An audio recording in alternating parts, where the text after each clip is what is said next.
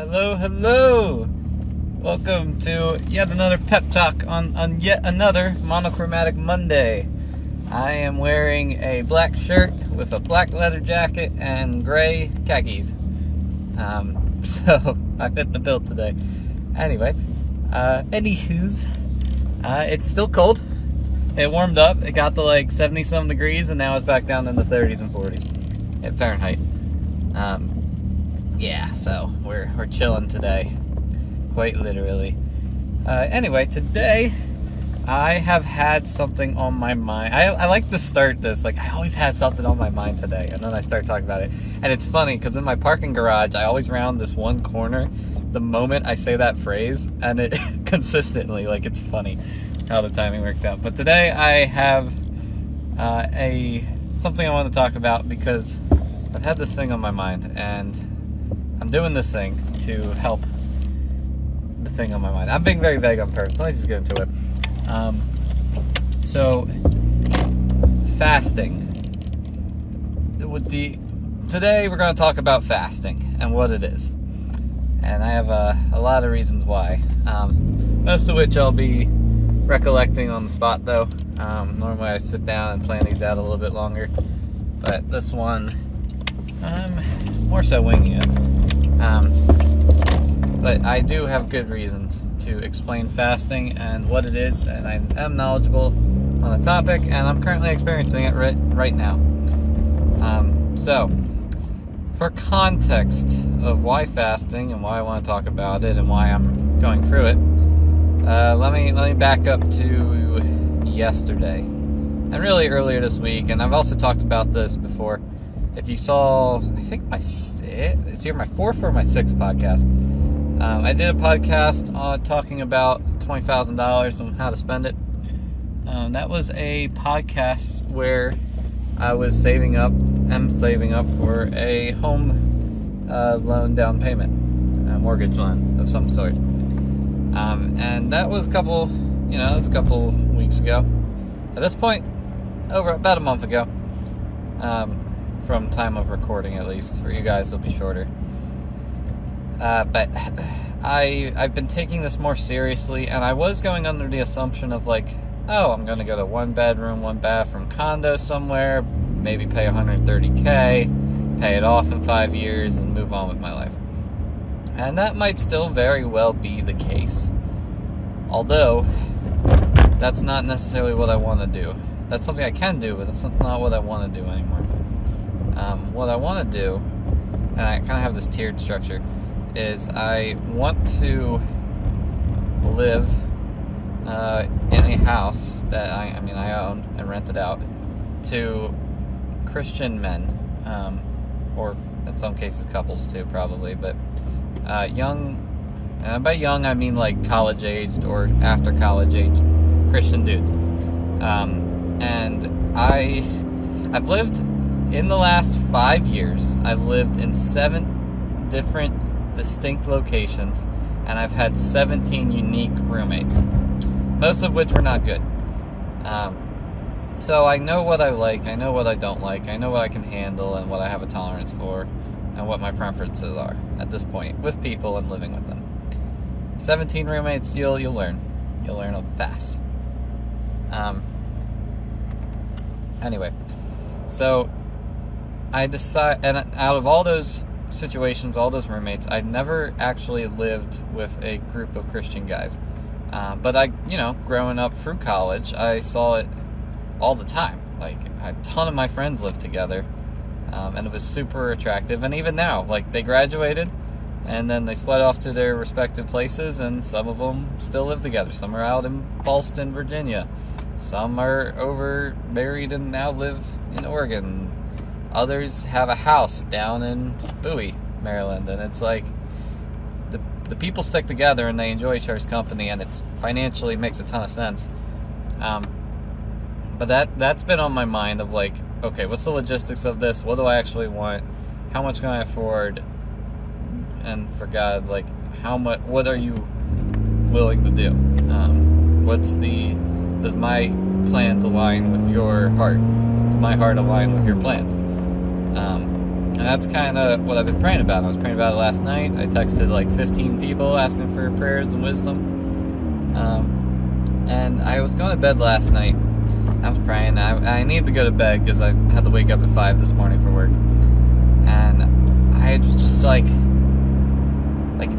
don't want to stop praying about this, but I need to. So I'm going to pick it up tomorrow. And it's so much so this is on my mind. It was weird. I don't normally fast for prayer, but this was something where I felt very led, very obviously. Whoop. Sorry, I had to slam the brakes because someone stopped suddenly in front of me. That was the sound of my book bag hitting the console. Or the dashboard, not the console. I had to, I wanted to pray about it. I prayed all morning about it. My hour drive up here. And I want to continue, but this is kind of me explaining the process to you, venting, and a little bit of an ongoing prayer request that if you're listening to this, it'll be a few more months before I buy a house, so please pray for wisdom and that God will provide. And if you're not a Christian and you're listening to this, you can either, 1, ignore everything I'm about to tell you, or 2, take at face value what I tell you for the reasons outside of religious reasons of why you should fast. And what it is, too. I'm not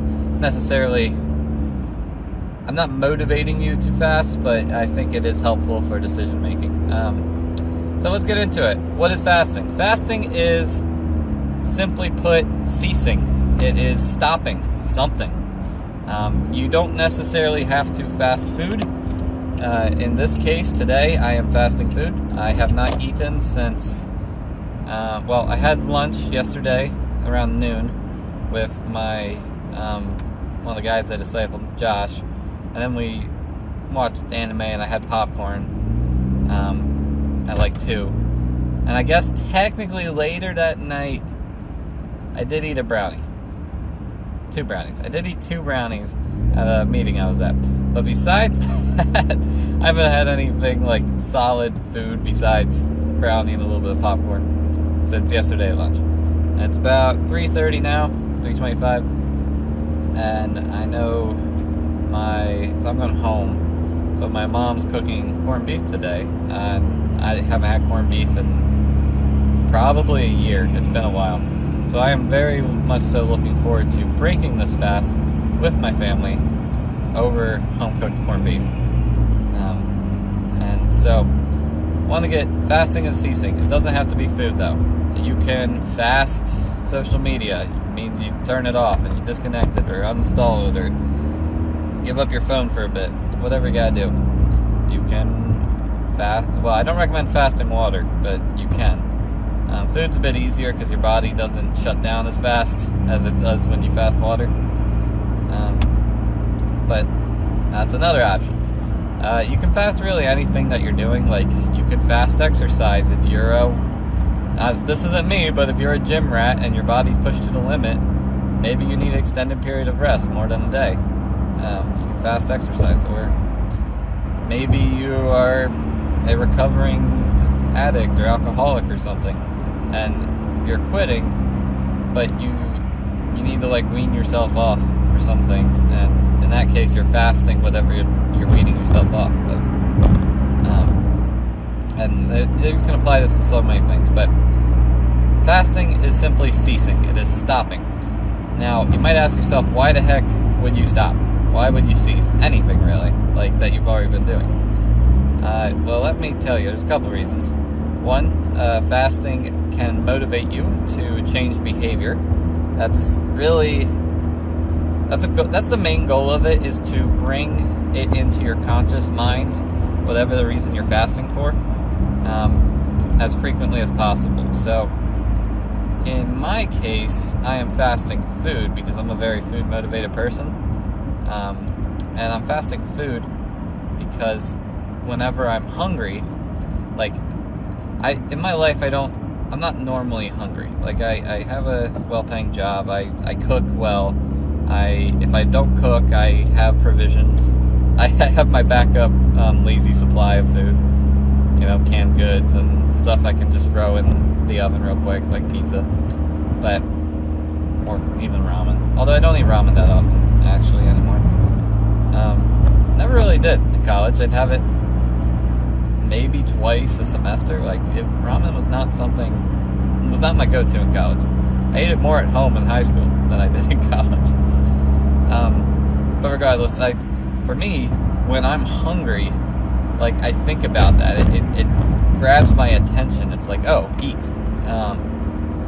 And in my case, because I'm fasting for the sake of prayer, when I have ADHD, as you've probably heard in my previous podcast about mental health, my mind bounces all over the place. So when I'm hungry like this, and my mind goes, hey, eat, it snaps me out of whatever mental trance I'm in, trying to think of whatever I'm thinking of, and it focused my body and my mind on food.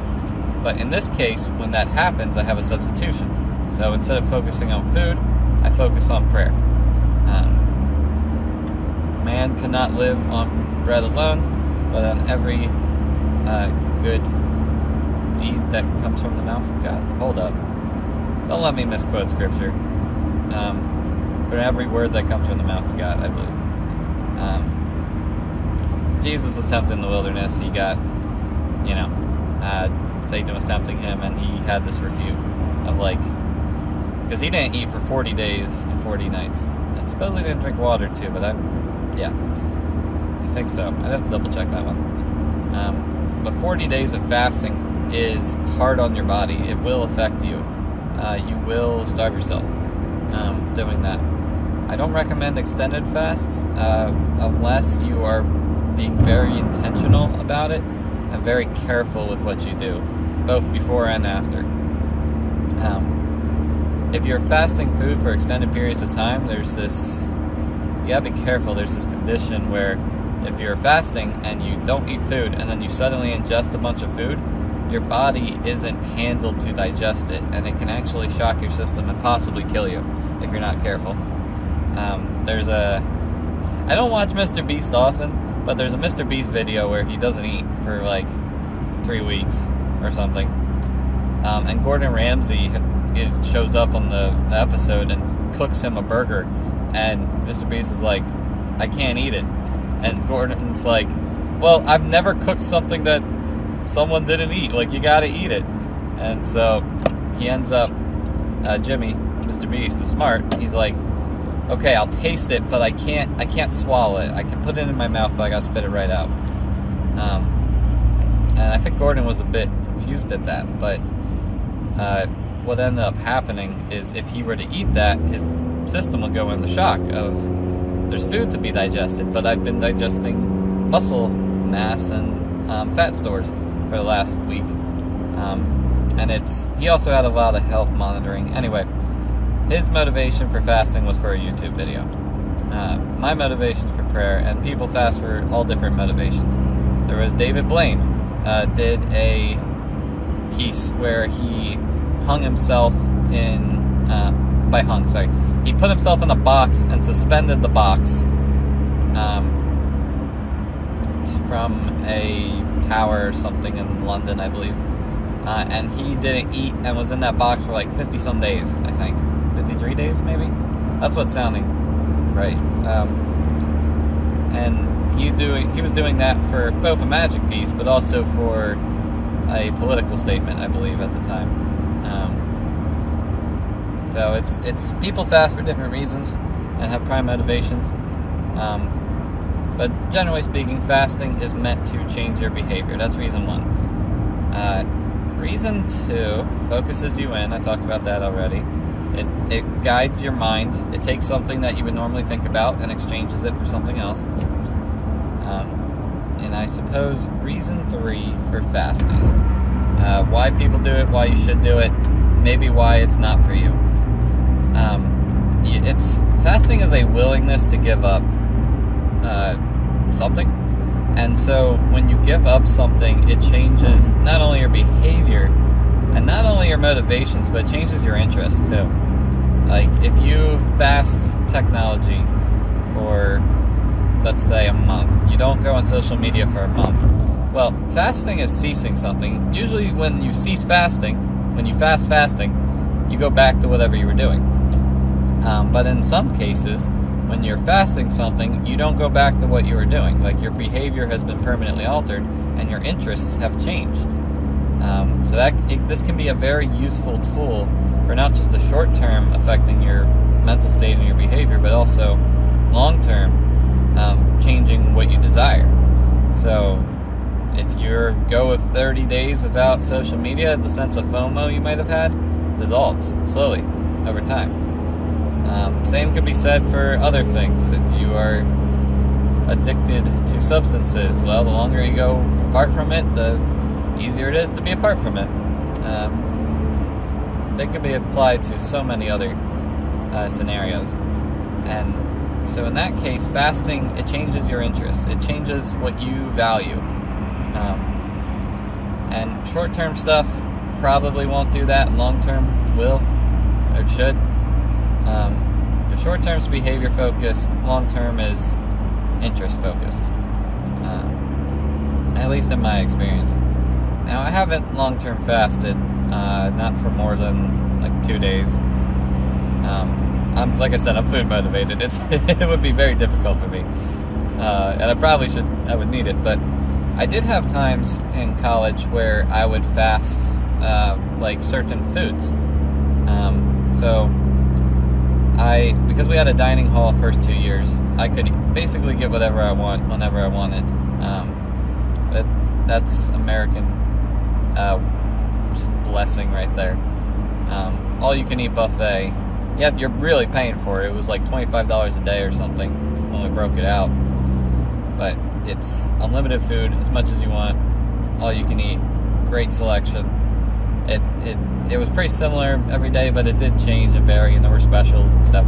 Anyway, there would be days or extended periods of days, or sometimes even a week, I can picture, where I gave up a type of food. So let's say, like, I'm a meat eater. I could eat meat every day, at least one meal a day. But there was a week, and I would often do this weekly as well as just a day in the week thing. But there was a week where I gave up meat, and it wasn't purely for. It wasn't for anything motivating me. Like, I didn't have any moral qualms with meat. It was one of those, like, okay, I've been eating this all my life. What would my behavior, how would I feel, what would change, what would my desires change if I gave this up for a week?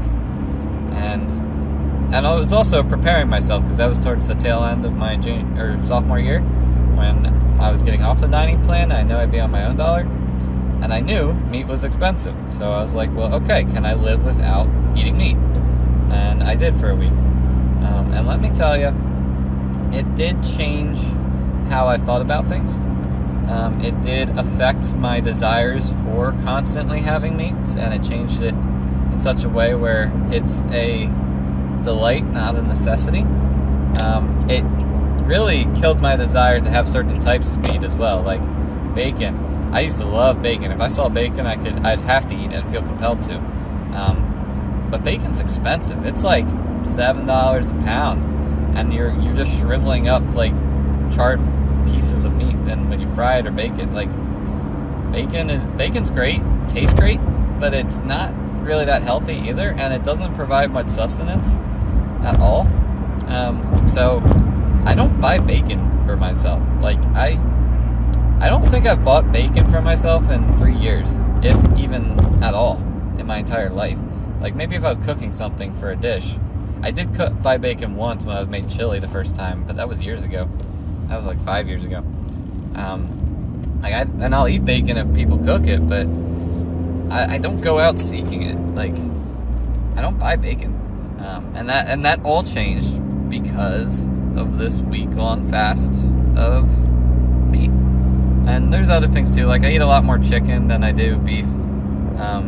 Partly due to the price, but also because I feel less crappy when I eat chicken. And I discovered that after this fast. So there's benefits that you might not even realize with the behavior change until you try it. So maybe try it. Give up something for a time, and then go back to it and see if things are different for the better or worse. sometimes too. Although that's rare. I'm trying to think of an example where... Okay, I guess I do have one example.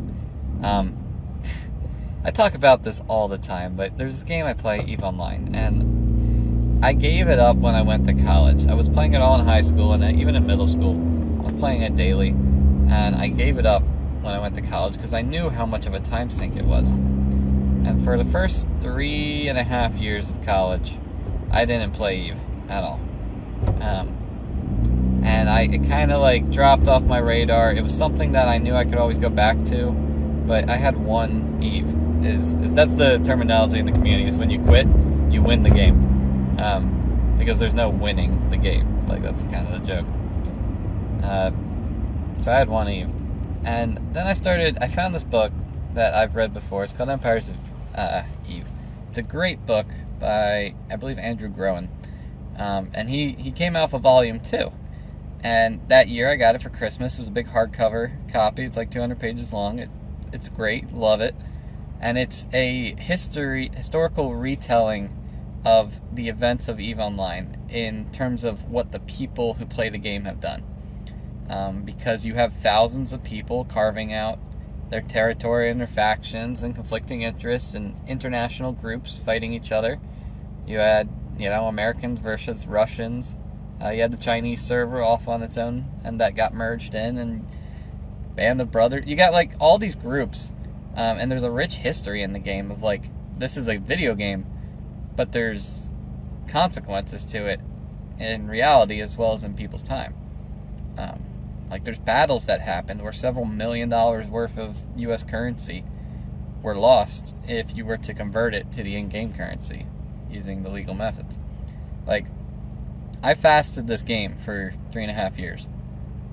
I ceased playing it, and I consciously chose to stop.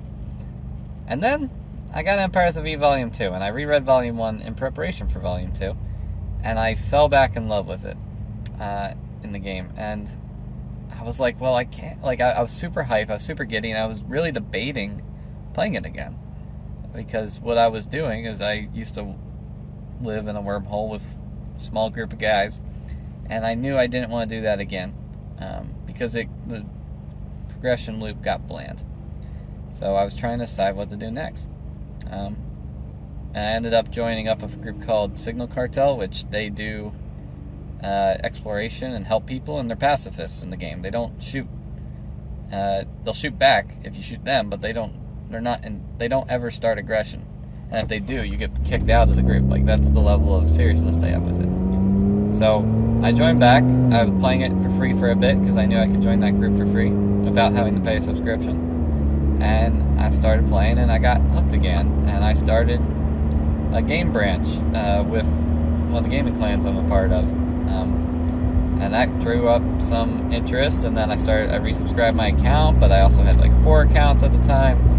And some were free, so I'd pay for one, and then real money, and then I would Plex it, which is the in-game way of paying for subscription, and then I just started playing more and more, and now I play it like weekly, several times a week, and I have 4 accounts running, and I pay for all of them with real money.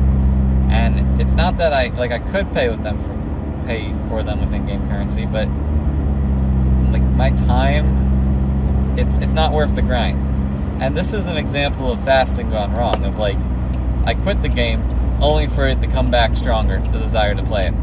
And I'm not going to say that playing the game is bad behavior. I really think out of all the games in the world to play, it is a long-standing beneficial one. And I have a podcast about MMOs and why you should play them. But that's an example of fasting, like, gone the wrong way.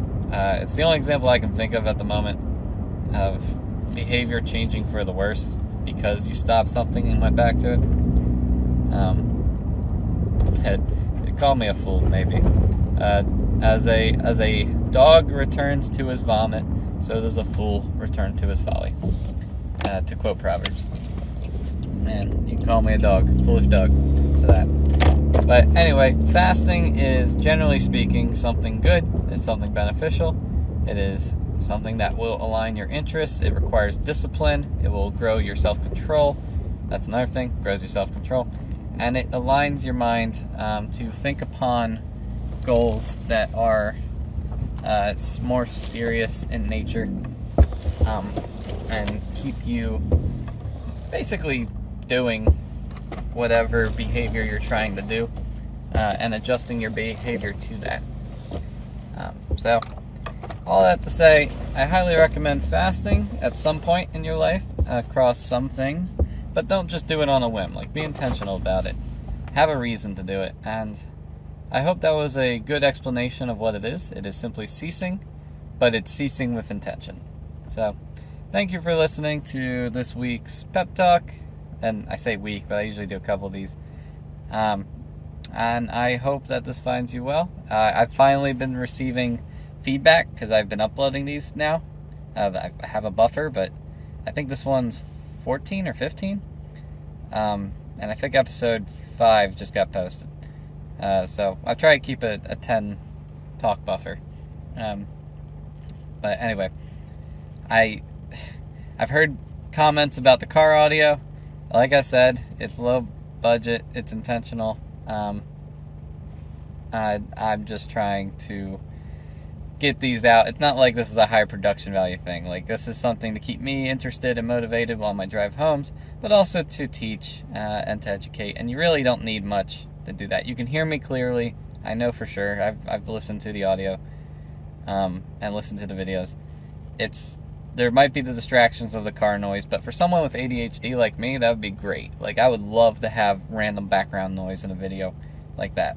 And it's not like it's a super annoying thing either, because the recording app I'm using, it caps the peaks on these and normalizes the audio, so I don't have to balance it later, which is great. I love that about this, because that saves me a lot of time.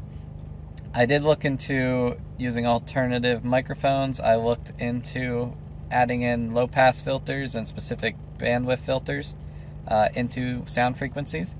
Listen to my podcast about how sound works. But in my recording software, I basically carved out a chunk of, like, this frequency band just doesn't show up anymore. And I tried doing that to take out the car audio, but it varied too much, and it pulled out too much of my voice, so I just left it in. And it would also be a lot more work. But anyway, so I've listened to your comments about the recordings. I probably won't change anything at this point unless there are suggestions that will improve the overall quality of this while maintaining minimum effort. But I did try your suggestions, so it's not like I'm being lazy with it. I'm just, trying to have ease of recording with it. So anyway, thanks for listening. I hope this finds you well. Enjoy your Monday. Bye.